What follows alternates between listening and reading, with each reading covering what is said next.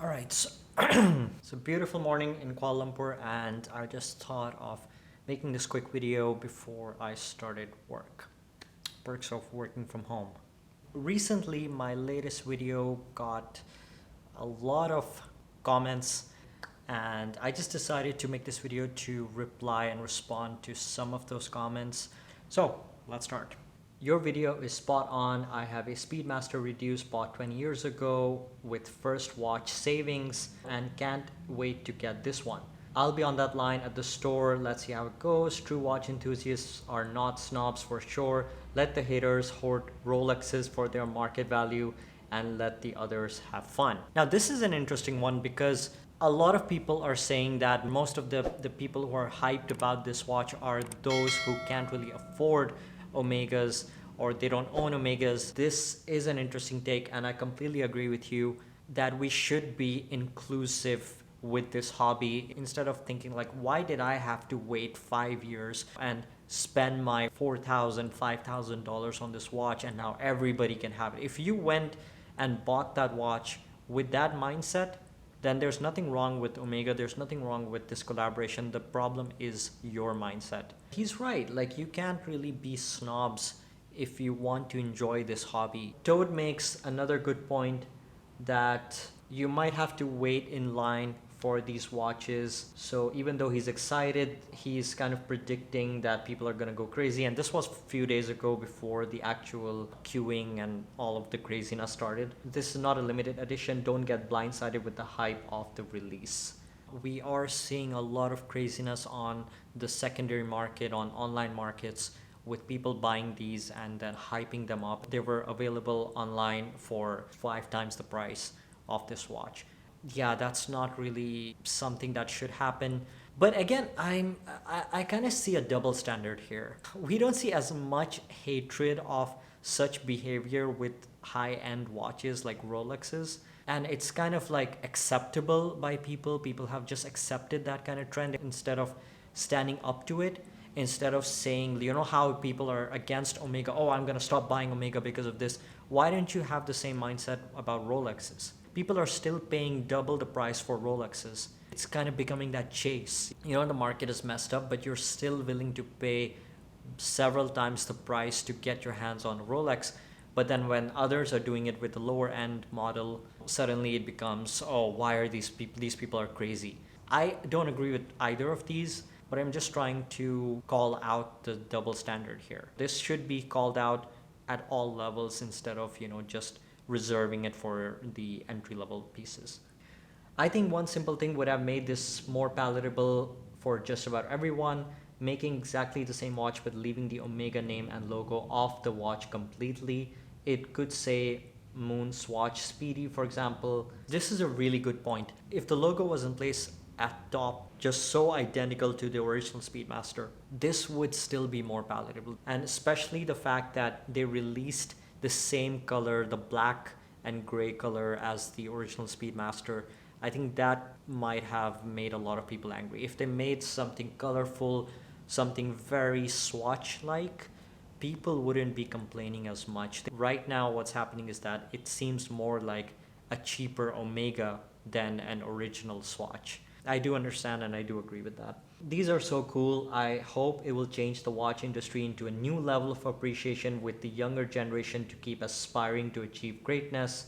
This is a really good point as well. We have seen the same trend for decades now with watches, and it's kind of becoming a bit predictable. It's become mundane and somewhat acceptable to the point that if anybody does something a bit different, it's immediately bombarded. That's not how innovation works. Whenever you want to challenge the norm, you have to come up with a crazy idea. You have to come up with something that nobody else has thought of. And that's what Omega has done. And the critics are focusing on all of the wrong things right here. They're focusing on, oh, the quality of the plastic. Oh, it's a plastic watch. Oh, it's a quartz watch. Oh, I can get a Seiko for the same price. I can get an Orient for the same price. And it's not even a sapphire crystal. You're focusing on the wrong thing here. The whole idea of this release is to think in a new way. It's to change the way that we think about entry-level watches. Not just the brand name, it's the Speedmaster. It's the first watch on the moon.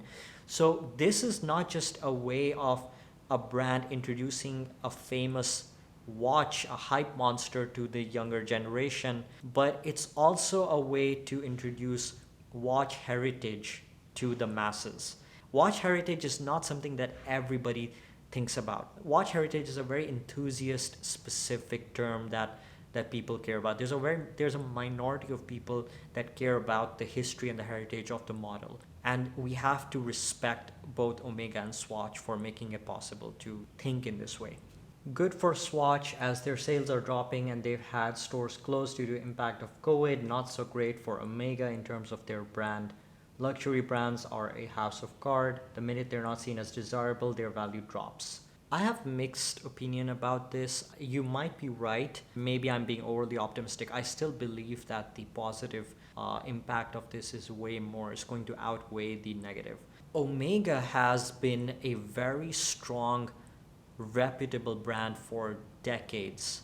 They are a very old brand. They've had massive successes with a lot of their watches. Speedmaster is just one of their hype models. They're on top of their game with their divers, with their everyday style watches, and now even their vintage watches are being very much desired by a lot of younger audiences. I really don't think that such a collaboration is going to hurt the brand because every collector knows that Swatch is not an Omega. If you listen to the interview of the Omega CEO, they're not trying to be Rolex. They're not trying to be an exclusive only for the 1% brand. They're trying to be an aspiring watch brand that is still somewhat achievable. They're not so fragile that one release is going to throw the whole brand down the drain. As for Swatch, I'm not sure whether they were doing poorly and they desperately needed such a hype. One thing I can tell you is that Swatch has been a very famous,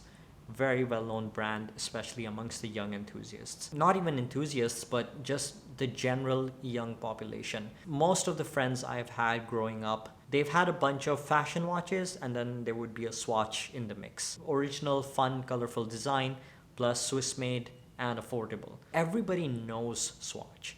And that's my point here. You know, people are saying, oh, why didn't it collaborate with Tissot? It could have collaborated with some other higher, better brand, so at least the quality would be better. But not everybody knows Tissot. Not everybody knows a lot of these other Swiss brands. Everybody knows Swatch.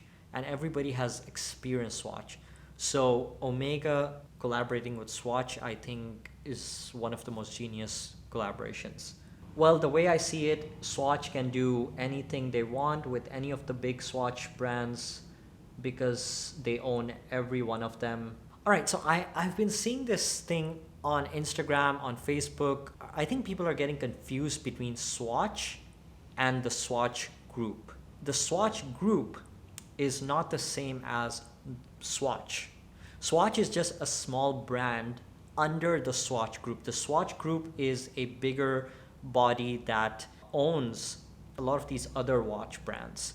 So no, they can't just do anything. It's not like Swatch, the little colorful affordable watch brand, they are controlling all these bigger brands. No, that's not how it is. The Swatch Group is the one that might be involved in these decisions, especially when it comes to marketing and things like that. To be honest, this is guerrilla marketing at its finest. All of you influencers will soon find out. I'm an influencer. That's the first time that somebody has called me an influencer. For the record, I don't consider myself an influencer. I'm just trying to be part of the community and share my thoughts. That's why I always encourage you guys to comment and share your opinions because I just love having a conversation about this. I'm not so assertive with my thoughts that what I'm saying is right and what you're thinking is wrong. I always try to see things both ways. Is that a 6K Speedmaster or a $260 Speedmaster? No one wants to be asked that question. Poor Omega and the people that own an Omega Speedmaster. The Speedmaster just turned into a bad investment. Well, if you buy watches for the sake of investment, then I have a bad news for you. Watches are not good investments. They have never historically been a good investment except certain brands and certain watches from those brands. But even those have just turned into investments in the last couple of years. Before that, even 10 years ago, this was not a concept. Watches and investment was never a feasible idea. People didn't buy watches for the sake of investment. And as for the people who are going to be asked about this thing, well, most people who own Rolexes, a lot of times the first question that they are asked is that real? So there's nothing to be offended about. As long as there's a conversation starting about a watch, that's good enough. A lot of people have said they've been wearing watches for over 10 years and nobody noticed them. Nobody started a conversation about that watch. The fact that your watch can get attention, that's already a good thing, because now you can talk about the watch that you love. And to those people who know the true value of Omega Speedmaster, they know the heritage, they know the importance of this watch, they will love this watch no matter what. And you should never feel so insecure about your investment about your watch that you just because now there's a look-alike, now you think that your watch has lost its value. No, your watch is more than just money. There's just so much more to your watch than just the amount that you pay for it.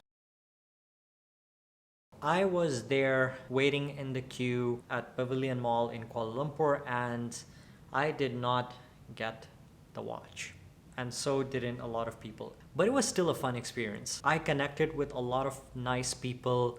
We saw all types of collectors. We had people with G-Shocks, we had people with Seikos, people with Cartier, with Rolexes. It was a lot of fun. I connected with so many other watch enthusiasts. I didn't actually wait too long. I just waited a few hours. I went there 4 hours before the shop opened, but there were people who had camped all night and they still didn't get the watch. Yeah, the hype was a bit crazy, especially considering the fact that Swatch had already announced that this is not going to be a limited run.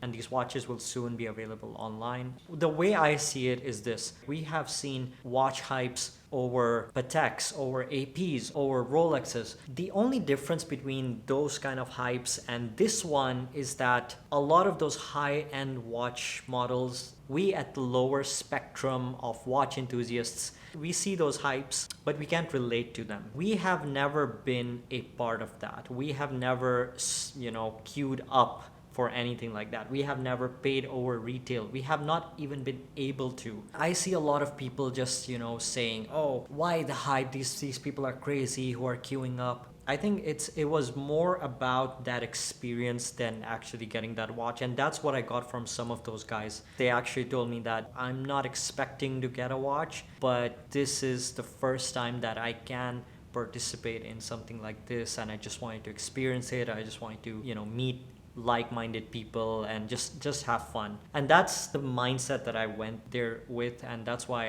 I didn't feel like I wasted any time. That's it for this video. Thank you for commenting. Thank you for subscribing. I wasn't expecting this video to do so well. And if you haven't checked it out yet, I will link it up here. If you haven't subscribed, please consider subscribing. Do hit the like and the notification bell as well. And I will see you guys in the next one.